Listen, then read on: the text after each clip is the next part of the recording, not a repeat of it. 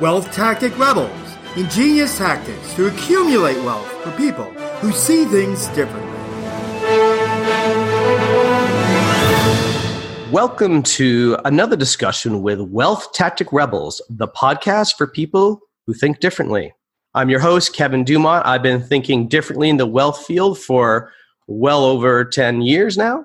Our guest, Kim, is a founder of Frame of Mind Coaching. She's a personal development and executive coach and, how you say, a super mom?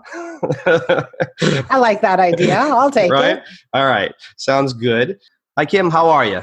I'm great and so happy to be here. Great to have you, Kim. Thank you for joining me. Can you tell us a little bit about where you came from and how you got to where you are today? Mindset coaching, that's a different ballgame there. Let's start at the beginning. It sounds like an interesting road. So I've always been interested in leaders and really what differentiates leaders and top performers from the rest of the population. So years and years and years ago, you could call me a serial entrepreneur. Sure. I used to own a software company and we used to build simulation-based assessments to help companies make better hiring decisions. And we built those assessments when simulations weren't even cool yet, right? So we were on the leading edge of technology. And what we were really interested in is what really makes a difference in hiring people. Like when you're looking at an individual, what should we be looking at to predict their performance? Should we be looking at IQ? Should we be looking at skill set? Like what is it that really is going to make the difference? And so we tested hundreds of thousands of people. And what we discovered is that sure, intelligence is important, skill set is important, but there was one key characteristic that really blew all the others away in terms of determining what makes a person super successful compared to others. And that is their degree of emotional resilience. So what is emotional resilience, right? Emotional resilience is a person's ability to bounce back from adversity with speed and agility and even do something, like make something out of that adversity, turn it into an advantage. So that's a bit of the backdrop. So what does that have to do with coaching? Well, I sold that company and then I got recruited almost right away by a coaching company here in Toronto who hired me as their VP of marketing. And I went into the company because their mandate was to help people live extraordinary lives. And I thought, yes, that's for me. That's exciting, right? Right. So I went into the company and I kind of observed how they coached. And how they coached was that they helped business leaders create business plans, with several manageable components, and they broke it down so that on a weekly basis or whatever, a bi-weekly basis, their coach would hold them accountable to the actions that would get done. Right. And I thought to myself, well, there seems to be something wrong with that picture. Like something doesn't sit well with me because people know how to create plans, but why aren't they executing? Like what's stopping them from doing what they know they need to do? Like what's getting in the way? Right? If they know here are the 10 things I need to do, why don't they do them? Why don't people do what they're supposed to do in weight loss, for example? Why do they struggle there? Why do people struggle to become wealthy? Like, why do people struggle? What's really going on? What's at play? And what I realized is that it's not that people don't know what to do, it's that something is interfering with their ability to get it done. It has to do with their thinking. It has to do with their beliefs. Right. That makes sense. It has to do with their upbringing. It has to do with their perspectives. It has to do with what they think they're capable of, what they think they deserve. And I thought, you know what? It actually has to do with their emotional resilience. If I can create a coaching company that helps people really build up their emotional resilience and handle difficulties when difficulties happen, now I'm setting people up for serious success. Rather than managing their actions, I'm helping them handle life, business and personal. And so that's when I said, you know what? I think I can do this a little bit better. And so I created Frame of Mind Coaching 15 years ago, and here we are now. A lot of ideas are born that way. I think I can do something better, right? That's right. And some of the best ones, as a matter of fact. That's right. That's what keeps everything advancing. And it's funny too, when you talk about that mindset, the way people think and the psychology behind that has advanced a lot over the years. I was talking about my son recently, and my son has ADHD, and a lot of kids have that. So do mine. I have 5 kids. Right. They all do, right? I have a few. But I have one who has ADHD. Right. I mean, you could look at almost any kid and think they do because they're running off the walls. But the good thing about it is that because nowadays we understand mindsets of someone who thinks the way my son does, which is a little bit different, schools are able to take their curriculum and help gear it a little bit better towards the kids. The teachers can gear the way they teach a little bit better towards the kids. I had no idea about this kind of stuff when I was younger. It turns out I found out when I was in college that I had a little bit of ADD. But growing up in school, it was just, oh, you just don't want to do your work. That was the answer. I always told my mom, I said, no, I want to do my work. I don't know. I'm just thinking about something else right now, Right. So I struggled with it going up through school. But now my son, on the other hand, he's 16, just entered sophomore year in high school. And a huge difference for him in school. He's not struggling with it the way I did, because we were able to talk to the schools and the mindset of it is completely different. Sure.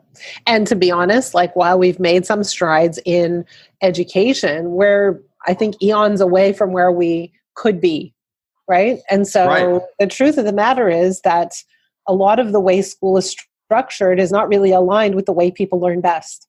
And it's not really aligned with truly engaging students. And so when you look at what's wrong with school, we're not engaging students. We're not making it relevant. We're not making it hands-on.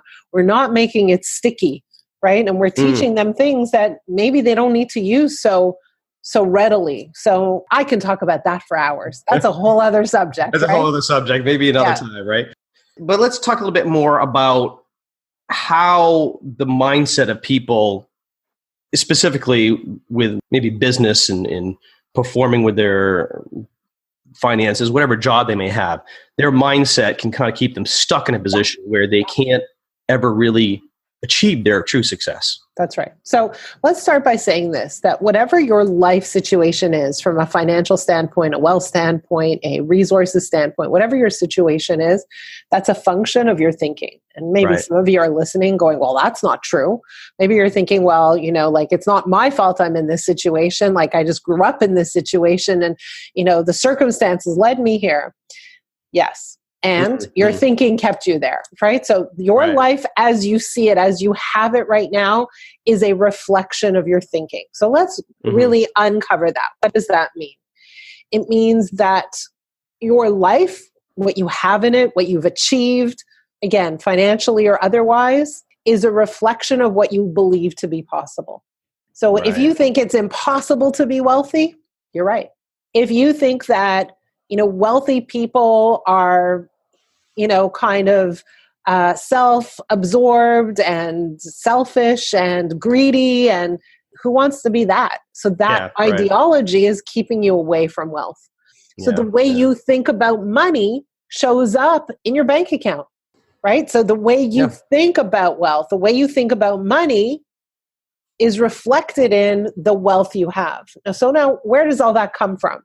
When you grew up, your parents gave you some ideas, some ideology, some philosophy of how they felt about money. Right. You may have absorbed it or rejected it, but your philosophy of money started there. And then you were exposed to people, maybe other kids in school, maybe teachers, maybe television, maybe some of your, young idols. And you were looking at what they had and how they had it. And that influenced you too. Right. And you came up with an idea or a perspective on wealth that is reflected in what you own, what you have today, right? So how you think will affect what you achieve, whether it's makes sense in the area of money or in the area of work or in the area of relationships. It doesn't really matter.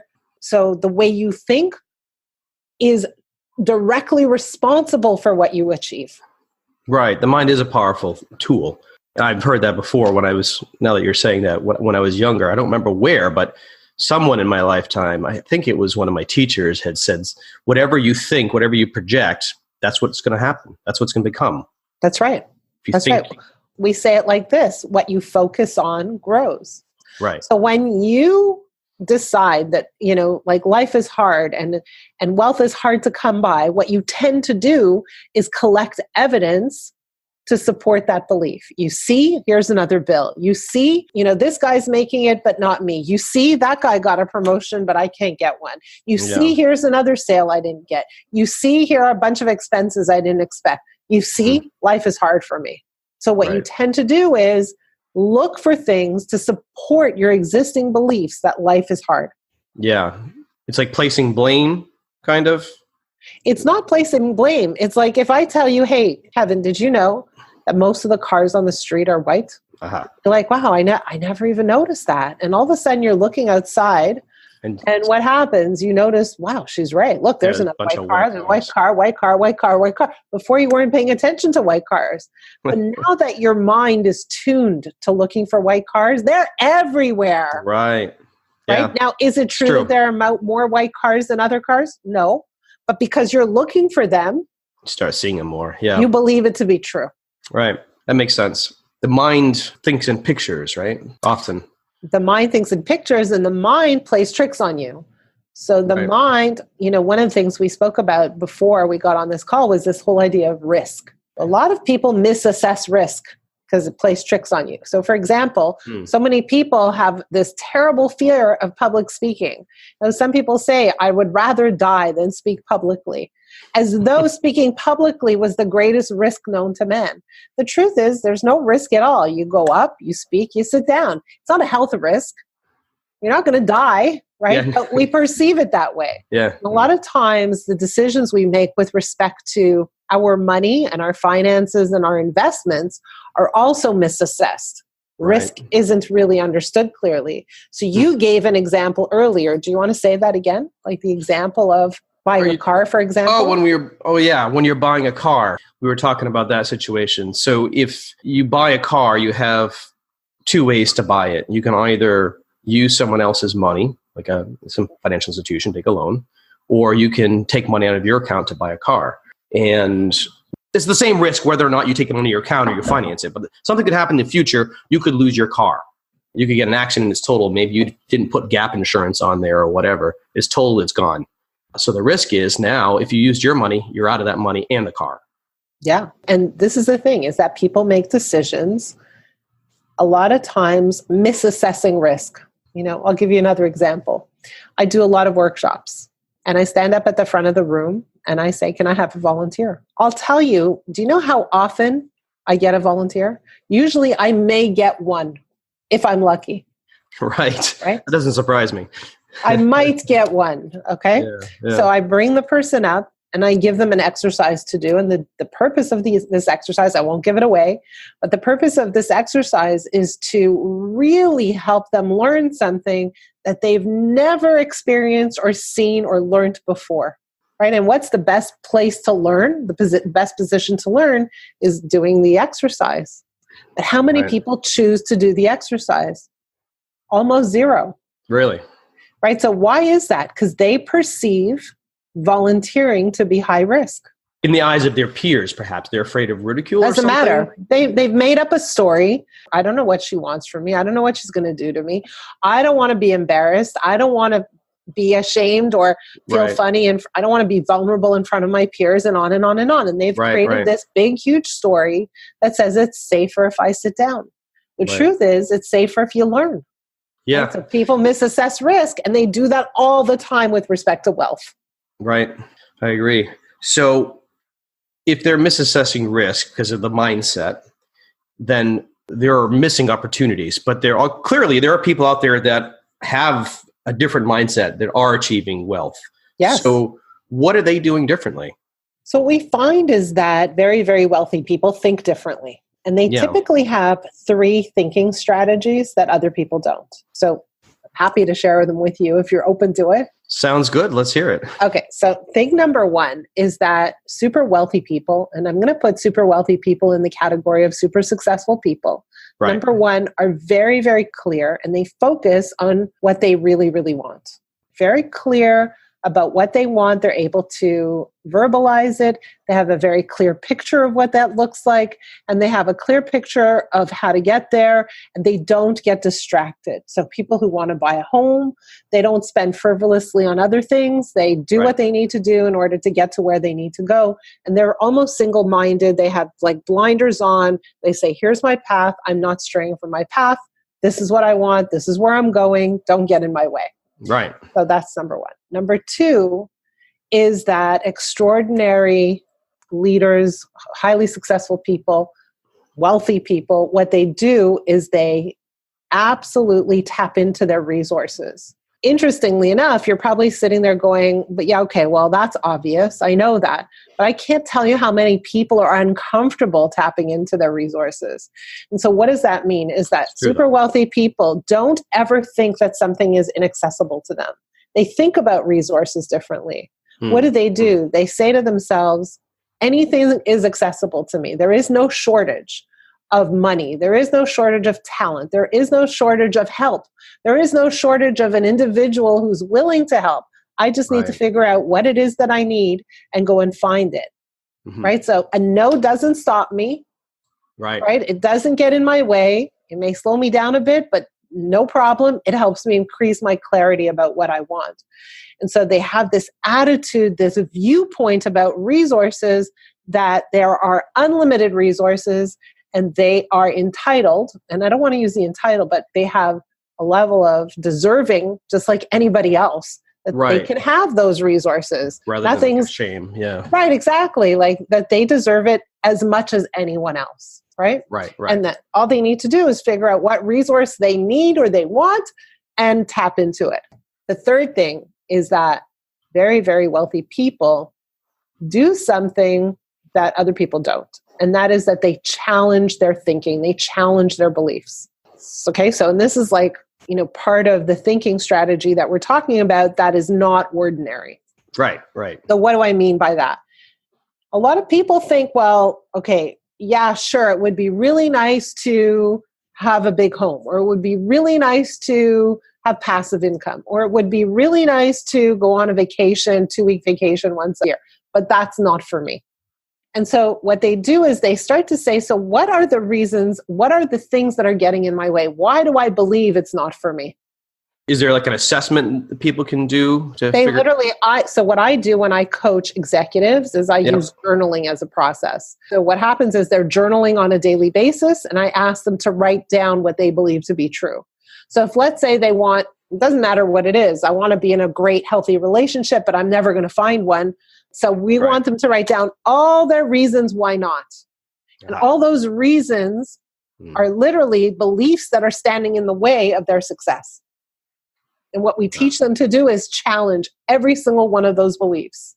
Because if you think you'll never be successful, if you think you'll never have wealth, if you think you'll never get that home, if you believe those things, you'll set your life up to confirm that belief.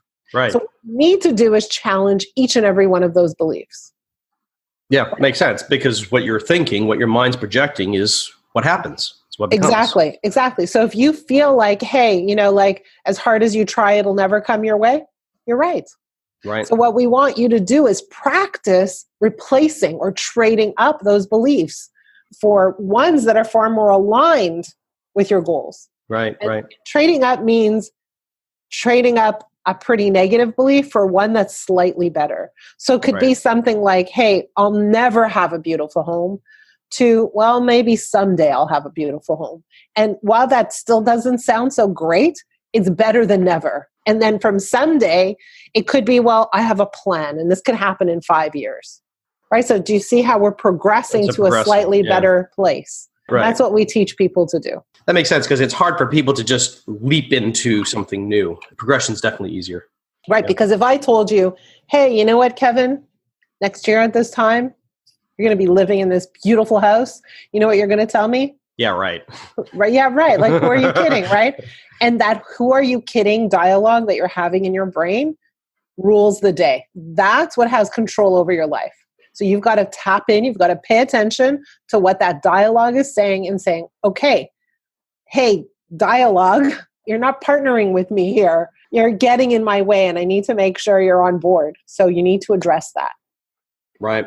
Do you have some other tips perhaps to help people with changing it? Because I think the biggest problem is now going to be, anyone who's listening to this, I think the Wealth Tech Rebels listening to this thing is maybe think, this whole podcast is about thinking differently. So I'm going to assume that they want to think differently about something anyway. But now it's a progression of how do I do this? Yes, how do I do this? Okay, so number one is if you feel frustrated with something, okay, anything, could be your living situation, could be your car, could be your job, could be your bank account, whatever it is. Pay attention to your emotional state. Like, so if you're angry, frustrated, depressed, pissed off, just tired, whatever it is, all of the above, whatever that emotional state is, that's a signal that says the way you're thinking about this is taking you away from what you want. That's first of all. So pay attention to your emotional state. So just tune in. Hey, how do I feel about my bank account? How do I feel about my living story? How do I feel? And if you feel any negative feeling, that's an indicator that your thoughts are taking you away from what you want. Yeah. So now here's the exercise. Are you ready? Write this down. Sure. So what you need to do is, number one, step one, write down as though you're writing in a journal. What do you really, really want? Like, what does it look like? Not what you're sick and tired of, not what you've had enough of, not how your life is terrible, horrible, and awful, but write down what you want. And write it out as though it were a picture that you can imagine.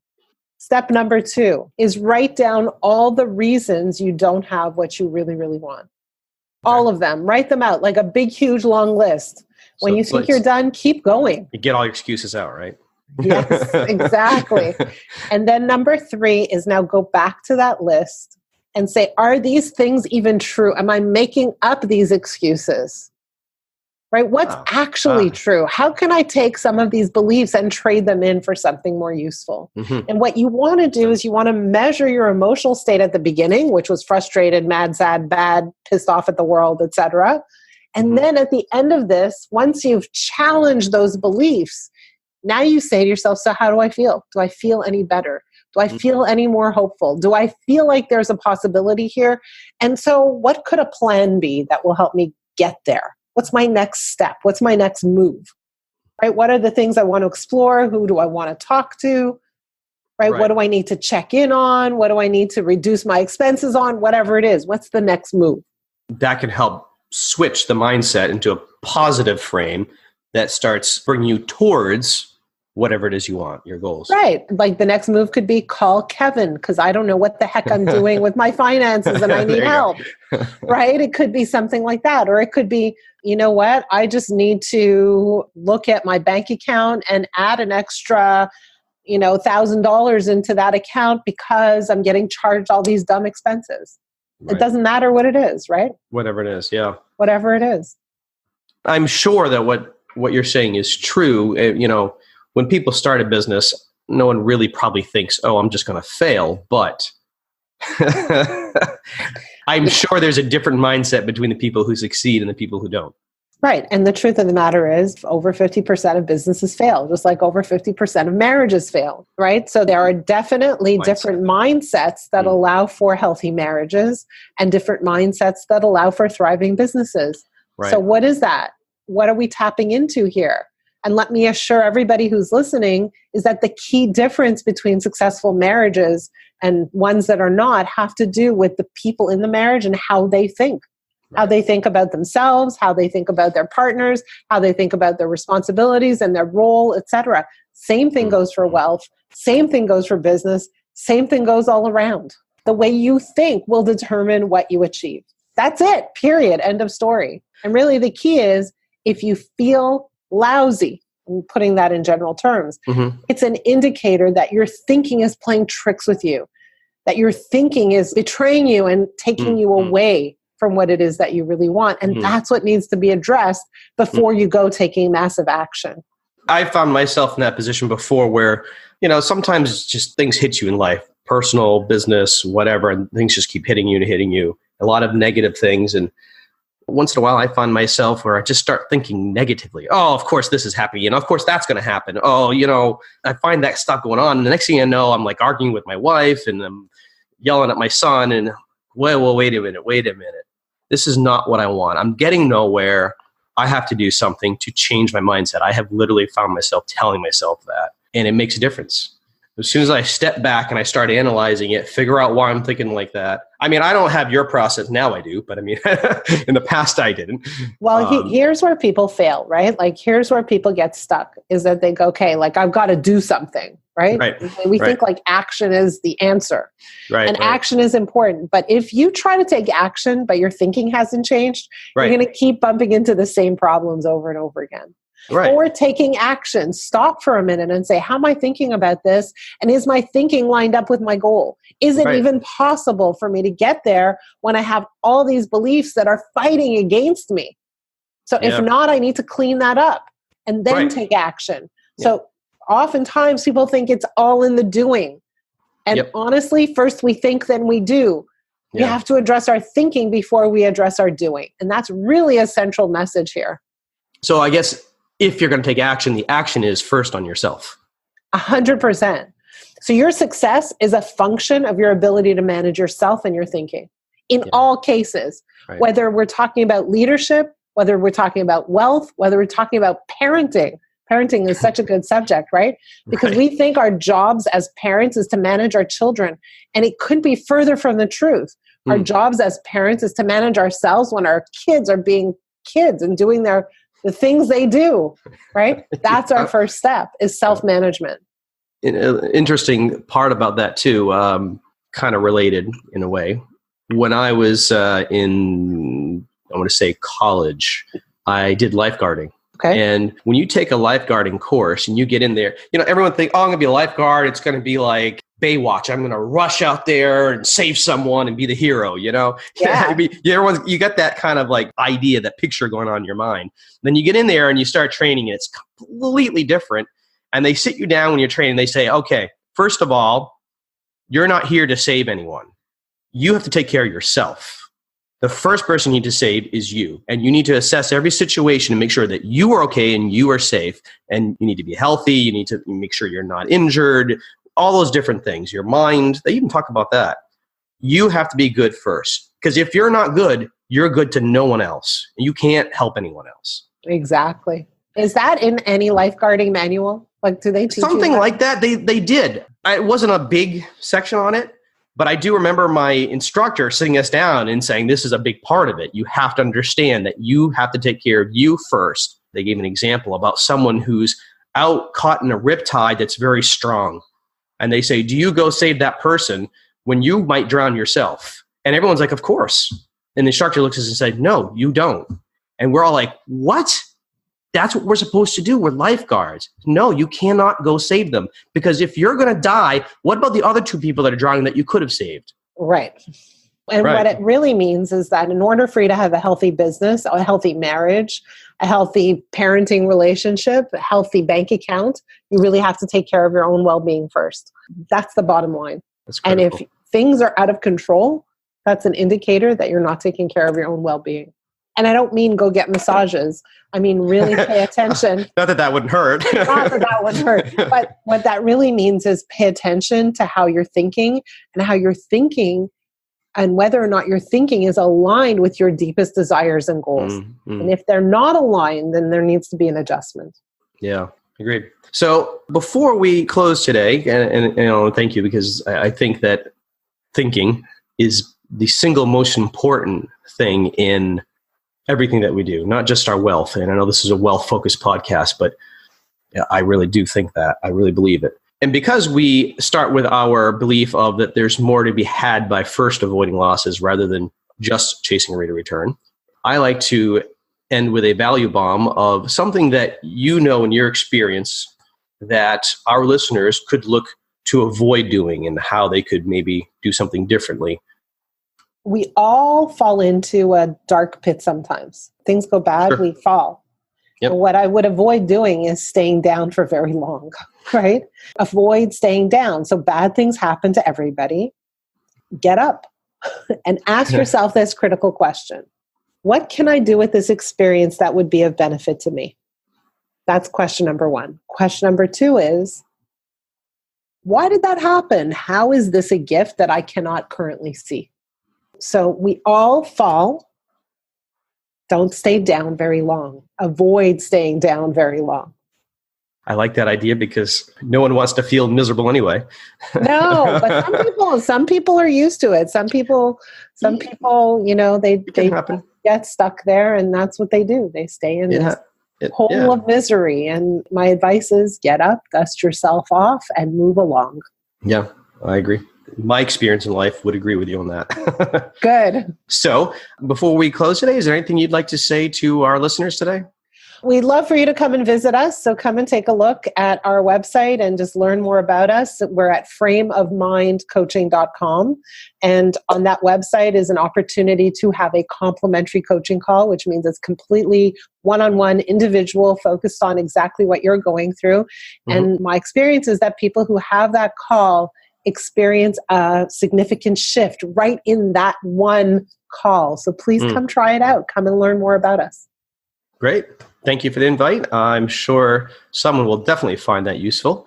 And we'll be putting Kim's contact and book information on the show notes page at wealthtacticrebels.com. Again, that's wealthtacticrebels.com. And please, Wealth Tactic Rebel listeners, while you're there, help us out and leave a comment to let us know how we're doing with our podcast. Let us know what you like, what you might not like so much, and what you'd like to hear and think differently about. I appreciate your time today, Kim. It's been a fantastic conversation with you. Thank you so much. I really appreciate the opportunity to spend this time with you. Excellent. Enjoy the weather there. I know it's a warm one for you, us as well, at the time of this recording. So hopefully everyone else is having a good day as well today, Wealth Tactic Rebels. Thank you all for joining Kim and I today. We look forward to talking with you again soon, and have a fantastic day. Want to really see things differently? Take our course, Ingenious Tactics 201, where we teach you all the wealth accumulating tactics with detailed real-life examples. See your progress with quizzes and a certificate of completion. For course details, visit wealthtacticrebels.com. Sign up today and start seeing things differently.